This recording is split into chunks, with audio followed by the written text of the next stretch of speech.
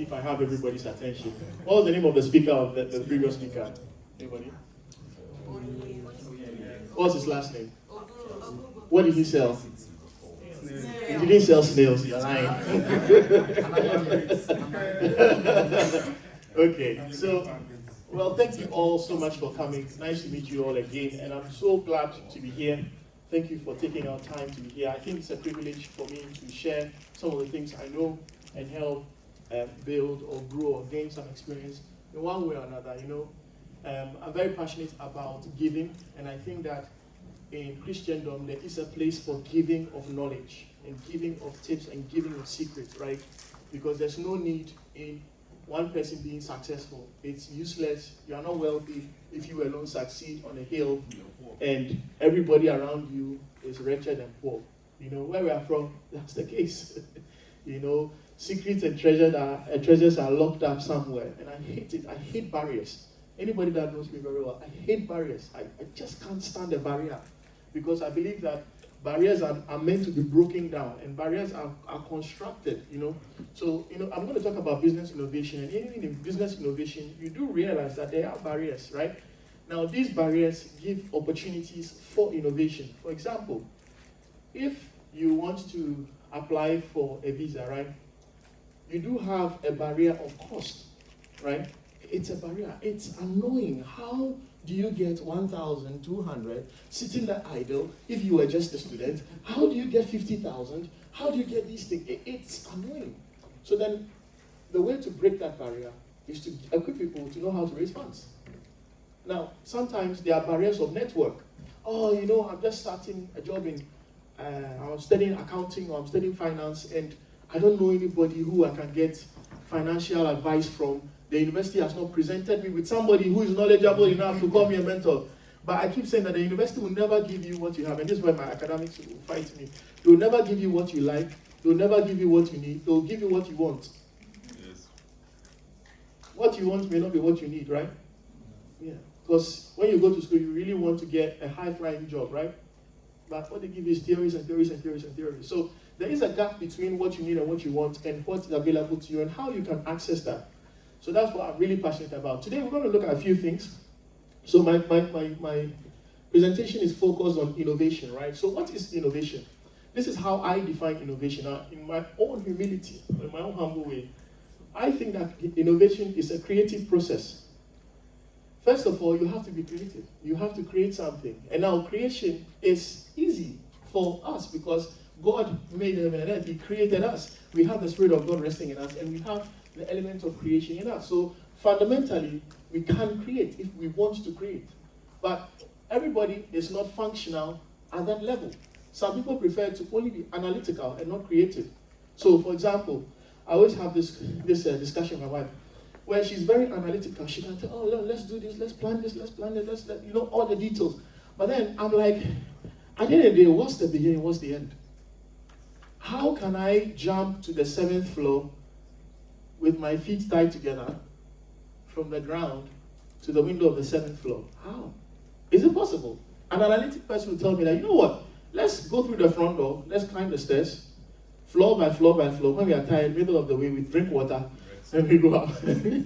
But a creative person say, you know what, let's look for a mechanism to shoot a rope or a winch or a ladder somewhere, and we'll put our 2 feet together, and I'll wave you bye-bye with my 2 feet whilst I'm going up.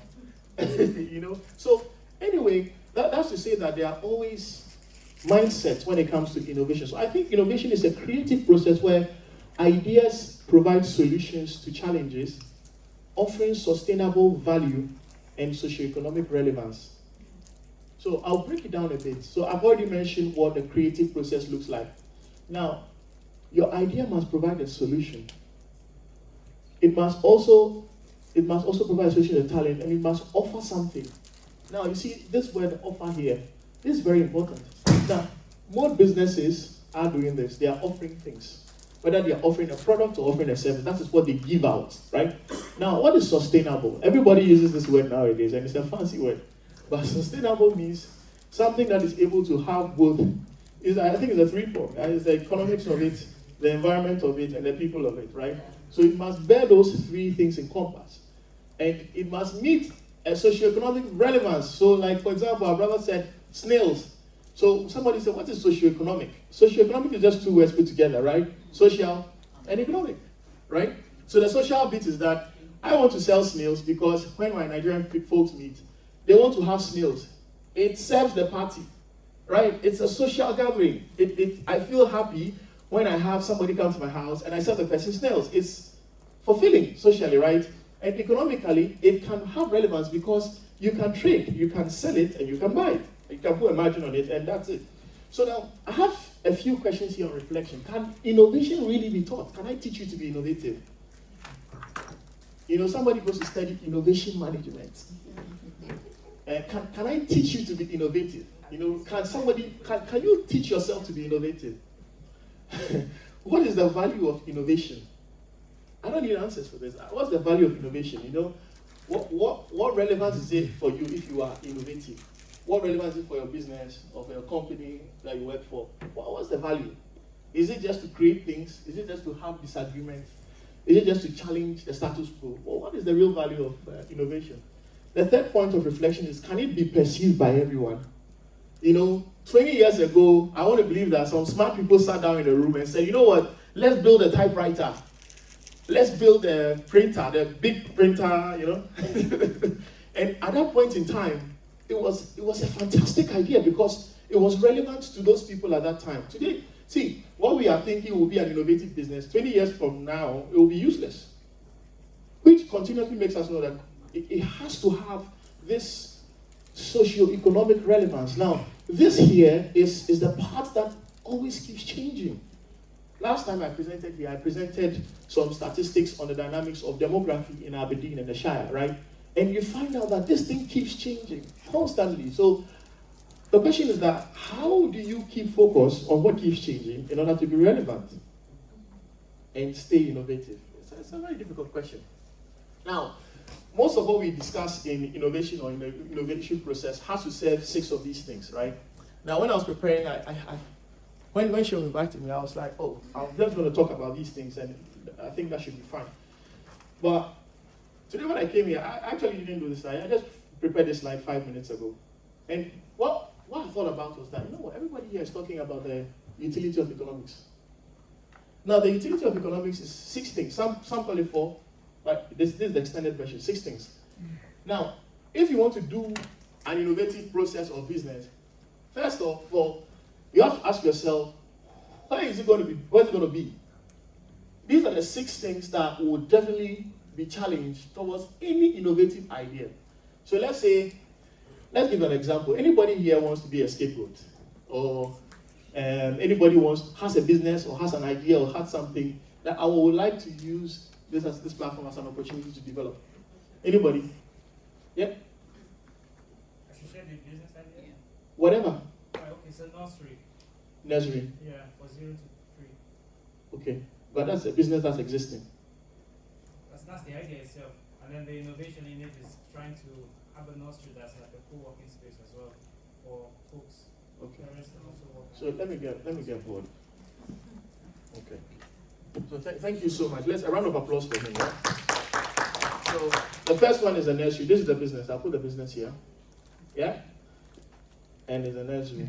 And those people eat our money. Oh God. So it's a nursery, and you want to condition the nursery by doing what? So also be a co-working space as well.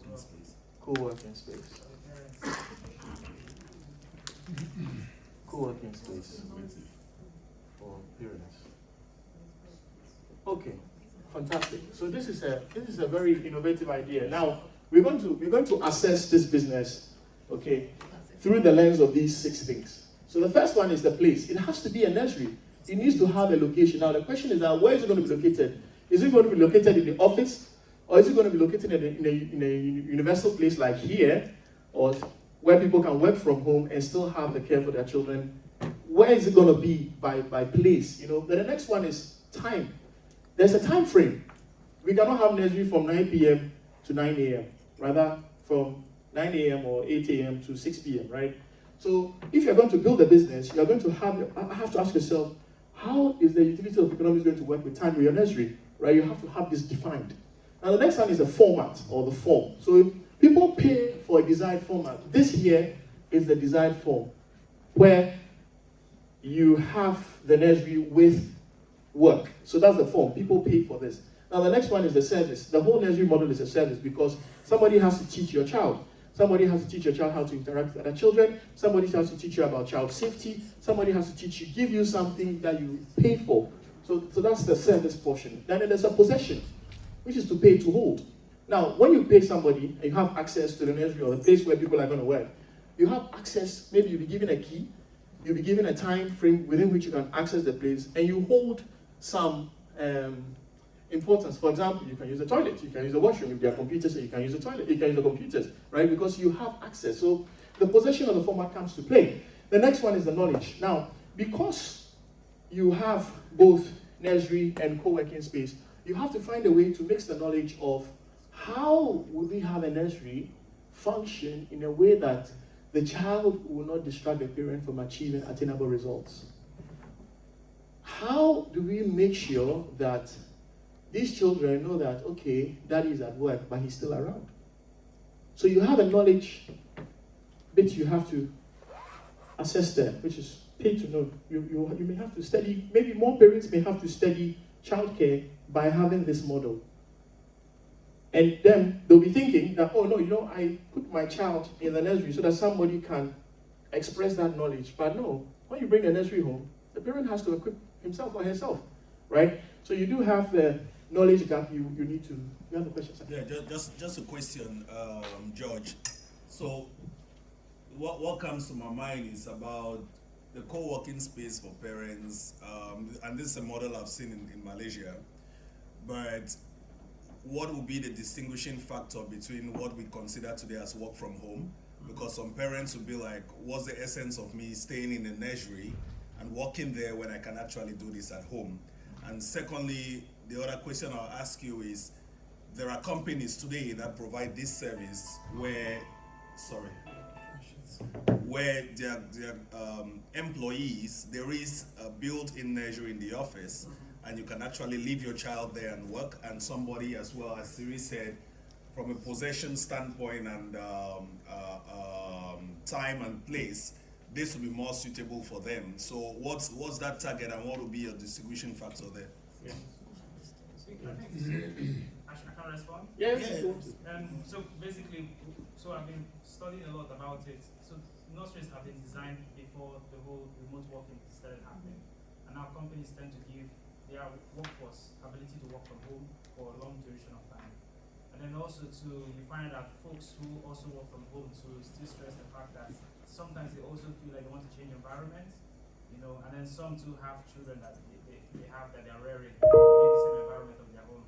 So the idea of the co-working space and the nursery is to give working from home moms or dads the opportunity to take a child to the nursery, and you still have this space within the nursery where you can also work from that space if you choose to, right? It's not something that you sign up to and you're forced to do it, but if you want to, you can work in the space, and once the session is done, you take the child home instead of like making that commute to the nursery and back home.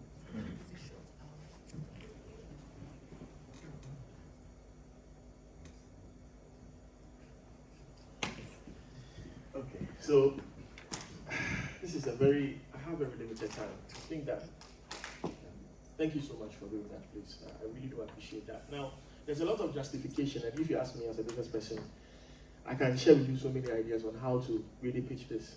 So maybe if you want, we can have a chat later. Now, I'll go straight to the meat of the presentation. Okay, so I want to introduce a model, okay? Now, I like to learn a lot, right? And I think that you also do like to learn a lot. Now, in preparing for this presentation, I had something which I thought I would be confident to, present, and that would be fine. But I chanced on this a few days ago when I was preparing. And I was like, no, I think this is very interesting. Because what I found out is that this guy, Dublin, he built a framework which every business, whether new or existing, can use to identify innovative ways of creating things. And I want to share that with you. So this guy talks about 10 things, 10 stages or 10 features. Now these 10 features I'll go on to explain it in details, but I just want to show us these 6 things first. Now, in these 10 features, he talks about the pathway in which you can adopt certain portions of business in order for it to be innovative. But then, in order for us to go into these 10 things, there are 6 things that you have to have as a refresher. For example, it says, understand all the 10 types, de-emphasize reliance on product and technology, think about categories as well as types, use the types that matter most, understand what your users really need, use enough of the types to make a splash, that means make it big. Okay, so let's go into it. So Dublin's model is divided into 3 formats, okay? First one is the configuration. Now the configuration talks about structure of a business, okay? How you are structured. Now, the second one is the offering, what you give. And the third one is the experience. It's how you experience what you do, whether internally or externally, right? So if you sell puff-puff, for example, you have a structure where you need to have oil, you need to have flour, you need to have a mechanism to make the puff-puff, right? If you view it within this offering model, you have what you are selling, which is that product. However, you can add a service to it. For example, degreasing of puff-puff. It's a service. You get your puff-puff degreased without any oil. It's a service, right? It's a silly example, but it's a service. Then you have the experience. So then how do your people receive the puff-puff? Do they get it in a nice package? Do they get it online? Do they buy it through social media? What's the experience in getting that product or service? So what I'm going to do is that I'm going to ask us to take a piece of paper. I think we are formed in groups, right? Now, we'll try and achieve this in 5 minutes, okay? And in these 5 minutes, I want us to pick any product or any company. Just pick anything. Just anything at all. And I'll walk us through how this model works. Just anything at all. So just quickly select a group leader, and then...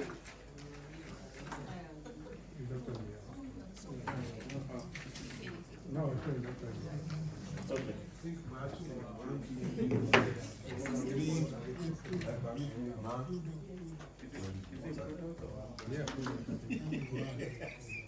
So you can pick a product or you can pick a service. So let's get it real quick. You know what? See, guys, I want us to do this very fast. Okay? I personally believe that innovation doesn't take so much time to achieve. You think about it, it comes very quick. You have that in your mind, right? So let's practice that. Let's be very quick, right? Now, let's decide quickly, within the next minute, what product or what service or what anything we want to select or what company. Just go for it. I'm giving you 1 minute. 1 minute. If you don't have it, I'll select for you. 1 minute. We have 10 seconds gone. 20 seconds gone. 30 seconds gone. 40 seconds gone. Any business, any service, any company. 50 seconds gone. Okay, so it's 1 minute. So do we have something? Yeah. What do we have here? We have Dangote Cement. Dangote Cement. Okay, good. You have McDonald's. McDonald's. You have Annabelle Fashion. Annabelle Fashion. Anna Pearl Fashion. Anna Pearl Fashion. That's okay for native. Okay, and you have water. Fantastic. The more you see this one, this is where the challenge is. A round of applause for everyone. Yeah, a round of applause. So what we are going to do is this. Now, Dublin, as creative as this guy is, he went on to move from a more strategic or big scale to a very nitty-gritty of each type of innovation model, right? So I'm going to walk us through this one. So first of all, let's look at configuration. We need to choose. What I do realize with this model, we need to choose what we want to innovate. And it's as simple as that. Now, these tools are both for people in employment and people who want to innovate, right? Now, you need to choose what you want to. Do you want to change the profit model? Do you want to change the structure of how it's, or do you want to change the network, or you want to change the process? So let's choose one. So for all your businesses, just choose one right now. You have 10 seconds. 1, 2, 3, 4, 5, 6, 7, 8, 9, 10. All right. Sorry, I'm pushing you to the spot, yeah? You know what? It takes 10 seconds, eh? It takes 10 seconds for somebody to know whether they're going to invest in you or not. You know, just 10 seconds. Okay, so we've chosen. Now, let me know what we have chosen here. What have we chosen here? Okay, what process? Okay, you've gone for process. Okay, you've gone for what? Structure. Okay, you've gone for networking. You've gone for, what have you gone for? Profit model. Fantastic. Okay, so now, you know what? You can actually choose more than one, but for the sake of time and practicality, I just want us to test it by going for one each, yeah? Okay, so let's go to offering. So now, in the offering, we choose what? The product performance. So for example, the McDonald's must taste very nice, right? If it's going to perform very well, maybe you might have McDonald's Mexican. Oh God, I shouldn't have given this idea. The next one is product system, right? And the product system says, what's complementary with your product and service? How do you create a system where, if for example, I buy this Ashore from this lady, every 3 months she gives me a free fitting. That's a complementary service, right? Now, I want us to decide which one do we want to innovate right now. Let's do that now. Choose one amongst these two. If you want to do two, that's fine, but go for one right now. 10, 9, 8, 7, 6, 5, 4, 3, 2, 1, 0. Okay, what have we gone for? I think degree. We are looking. Product system. And where have you gone for? Product system. What have you gone for? Okay, and you have gone for performance. Fantastic. Okay. So let's look at the last one. The last one, or the last configuration, the last section is the experience, right? Now the experience talks about the service, the brand, the channel, and the customer engagement. Now, a lot of businesses fail because of this side, the experience. A lot of businesses fail because of this portion. Now, I'll share with you a document, okay, which gives you over 40 or 60 specific things you can alter in each business per any of them. A very tall list. It's fantastic. So that will come later. But then I want us to choose here. Choose two things that you want to change here. 10, 9, 8, 7, 6, 5, 4, 3, 2, 1. Okay. So what have we chosen here? Channel. You've chosen a channel, and what else? And let's say brand. You've chosen channel and brand. Okay. You have chosen brand and channel. Everybody's going for brand and channel. I want somebody to talk about customer engagement. Very good. Customer engagement. And another one? Channel and customer engagement. Fantastic. Okay. So now I want us to do something. I'm going to give us 2 minutes. Just 2 minutes, right? And within the 2 minutes, I want you to pitch how you are going to change Dangote Cement with these things you have mentioned.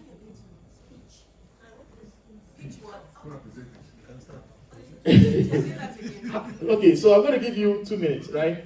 And in these 2 minutes, I want us to decide how you are going to pitch an innovation to Anna Pearl fashion with these things you have mentioned. So you pitch to me. Yeah, that's fantastic. So that's what we're going to do. So we select who's going to pitch. Who's going to pitch? You can pitch, yeah? Okay, so 2 minutes, just brainstorm. 2 minutes brainstorm, 2 minutes brainstorm. Giving you pressure. Yeah. 2 minutes brainstorm, just 2 minutes brainstorm. Everybody contribute.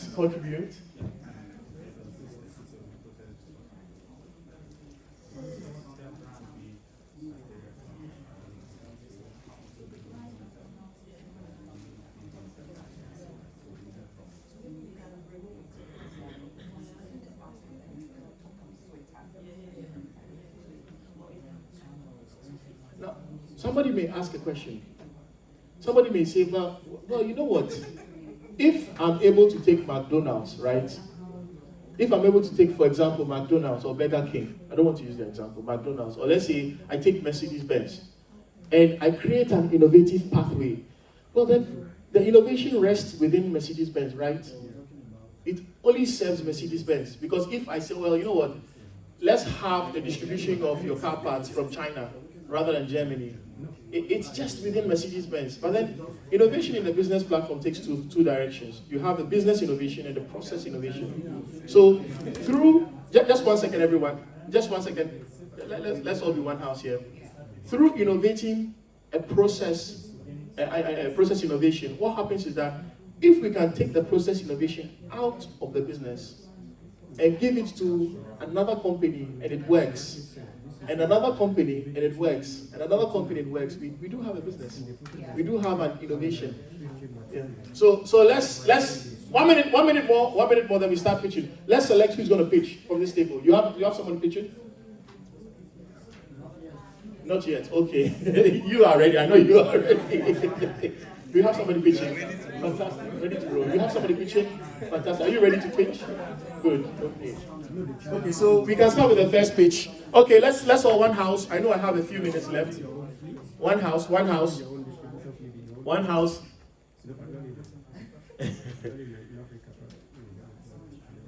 Dangote was building his business, they thought it was easy, you see. Just one house. Okay, it's okay. Let's just drop. So we can start with the first table. And guess what I'm going to do? As they are pitching, or right after they pitch, I want you to identify things that you think they could have done differently. Right? And I want to challenge your thinking process so that you can see what the innovation, tangibility looks like. So you criticize what he's pitching to you. There you go, sir. Thank you, sir. All right. So we picked water, and as he said, it's to ensure we are going across the industry. So the main focus is to improve on the profit model. And so under configuration, we selected profit model. How do we increase that? From an offering standpoint, we picked on the product system. Now today, in Aberdeen, for example, recycling, we have to do it by ourselves. Everyone is going green and talking about how we improve the environment. But what we notice is that in our city, if you look at the US today, if you buy a bottle of water, you can sell back that bottle to the company based on kilograms or how clean it is. You can sell that and make money. So we looked at, from an offering standpoint, a complementary product whereby as much as we are taking care of the environment, we are able to pay back our customers for using our product. And what that does is, from an experience standpoint, we are creating a new channel for mineral water, which means the customers are engaged in what we do, and of course also building the customer engagement. Why?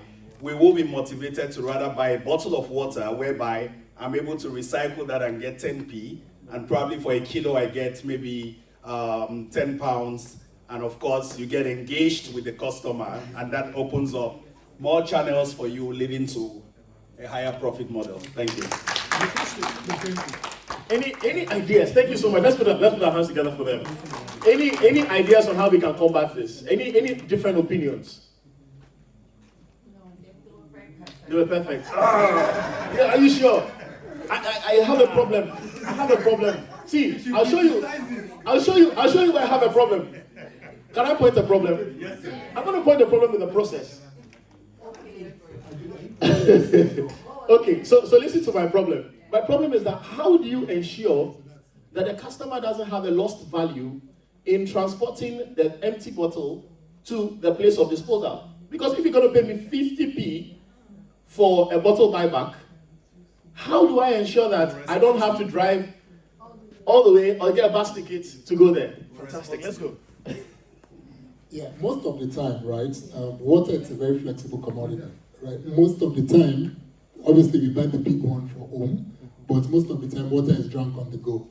So at the point of engagement, as you're buying a bottle of water, the offer is given to you. Once you're done, maybe it's in a mug, put it down there and you get paid, right? So that removes the logistic cost. Now, there are frameworks around the environmental engineering where people collect your waste, right? So we could sort of incentivize those waste management companies to say, yada yada yada, we collect this, and based on that, you know, yeah, I mean, like, it's still early days, but You have there's convinced room me, for- Sunday. You have convinced me. A round of applause for him. Right, let's go to the next team. Anybody ready to pitch? Yeah, I think- Yeah, go for it. Isaac. Let's put our hands together. Let's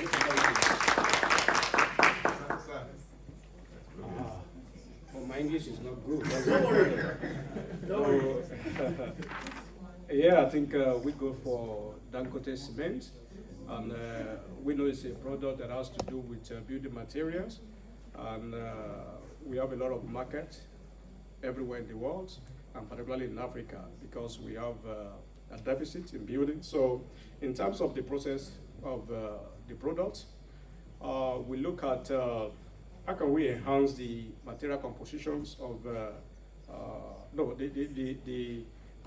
production mechanism of Dangote cement. In these terms, we look at how we can mechanize it in such a way that we'll be able to use less fuel because of kind of effluent in terms of CO2 emissions.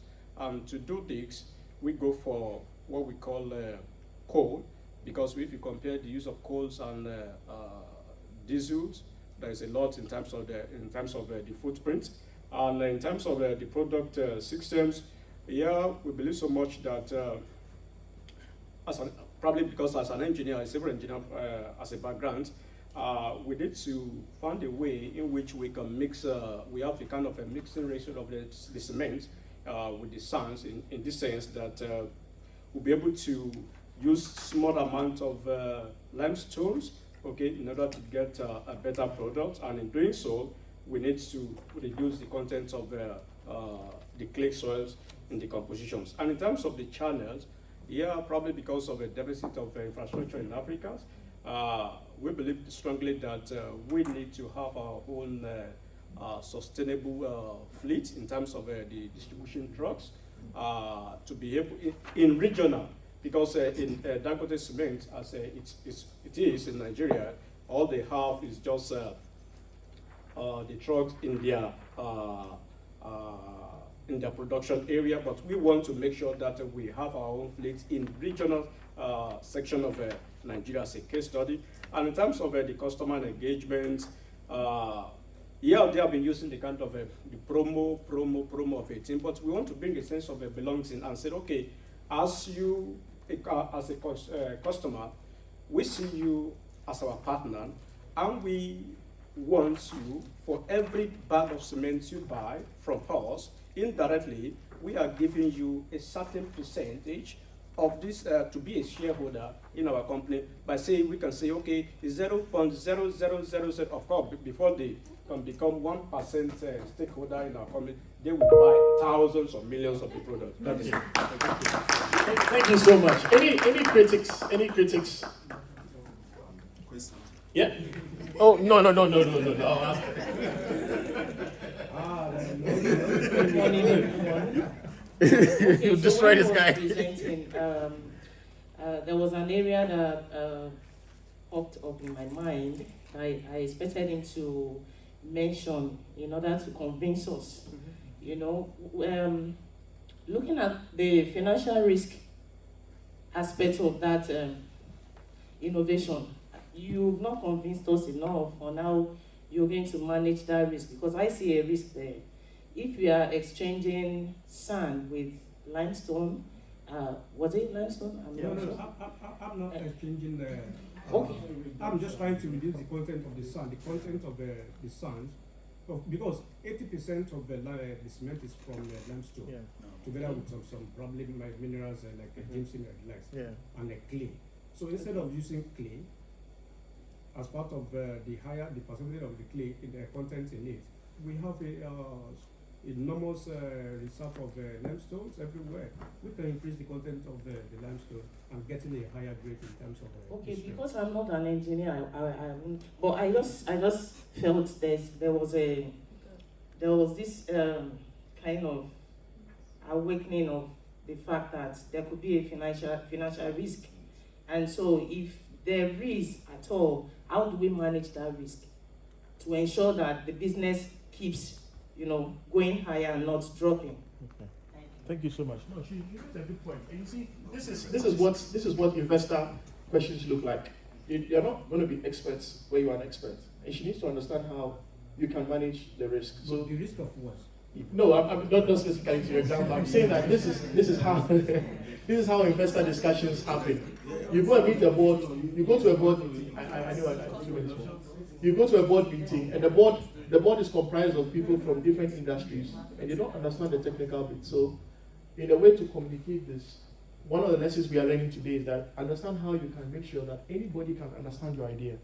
The last group, and we'll round up. Okay. We need to come to the front, yeah? Just 1 minute, please, and make your case. Sorry about We are fine, sir. Hello, everybody. So, one of the 3 things plague the NHS, and fat, salt, sugar. Those are the 3 big things that plague the NHS. The more fat people eat, the more salt people consume, the more sugar people consume, it increases the cost of the NHS. And so we selected McDonald's, and we want to improve the brand perception of McDonald's to make McDonald's become a more healthier brand for folks. And what we've decided to do is we're changing the channels, how we deliver the food to folks. We want to enable folks to be able to go to kiosks to get healthy food from McDonald's. And this will also help with regenerating our city centers, especially with Union Street as well. If we've got more kiosks within the Union Street shopping center, it will enable folks to be able to select on-the-go snacks that they can have that is a lot more healthier. So that's our business pitch. Thank you. One criticism. Yeah, you said something. You don't want. How do you change what people want to go for? People who want to go for the junk will still go for the junk and not your healthy food. How do you change their mindset? How do you work from their perception to choose what you You don't need to answer. You don't need to answer. So what she's talking about is the management of change model, which definitely innovation brings. Innovation always brings change, right? So we need to always assess how we're going to do the MOC. Yes. You're pitching or? Okay, let's save the time. Please come forward so we can see you. So, okay, we looked at Annabelle Fashion. So Annabelle Fashion was originally started in Africa, and we thought about, coming to a place like Aberdeen, where you're thinking about the weather as well. So we thought about how to change casual native to African winter wear. So that's the configuration, that's basically it. And then the main point is, if you're thinking about Africans, we like to gather a lot because we kind of focus on networks. We like to gather a lot. So in terms of gathering and wanting to wear our native wear, we thought about how do you think about the weather and then being able to wear that native wear and not feel funny in terms of I wear native and I wear one big jacket on top. So in terms of thinking about the sustainability, of course, it's thinking about recycling the clothes. So rather than having new winter clothes all the time and different African clothes, it's how do you kind of bring them together and then recycle. So that's the sustainability side of it. In terms of thinking about the offering, we kind of looked at performance. So we looked at functionality as well as appearance. It has to be something that is functional. So we thought about the fact that, yes, something that can accommodate winter, and at the same time, if you're inside a room, how can you adapt to a different kind of weather? So again, it's like a two-faced kind of outfit, African winter wear, as well as being able to adapt to different weather systems inside and outside. So that's talking about adaptability, functionality. We also talked about the appearance. We like something that is exactly very stylish. So again, that's us trying to consider the performance of that. In terms of experience, we looked at customer engagement. So obviously we are looking at bespoke. It has to be something that, especially Africans, we like to kind of be involved in the style of what we want to wear. I want it in this style. So again, it's thinking about how the customer can also incorporate their style or their personality into that outfit. And in terms of channels, we actually looked at multi-channels. So obviously we're using different platforms, face-to-face, online, Instagram, and things like that. Thank you so much. Thank you so much. So that's a fantastic idea. Any critics? One critic. Who wants to be? One critic. Or question or thought. You are thinking of something. His face gave him away. Let me try. Okay. Let me try. Okay. I'm just running out of time, so just quickly.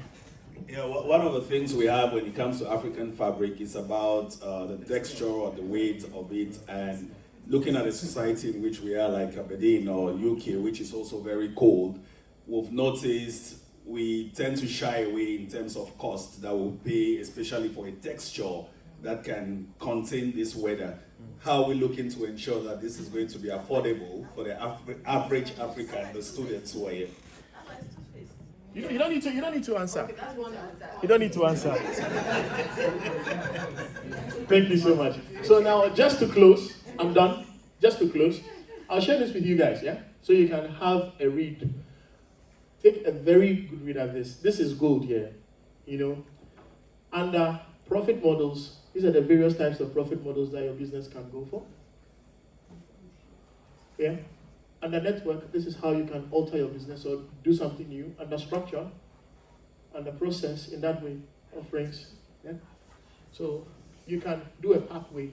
You can go for circle this, 1, 2, circle this, circle this, circle this, circle this, and you have an innovation path or innovative pathway. Yes, I'm sure with you. So thank you so much. Apologies.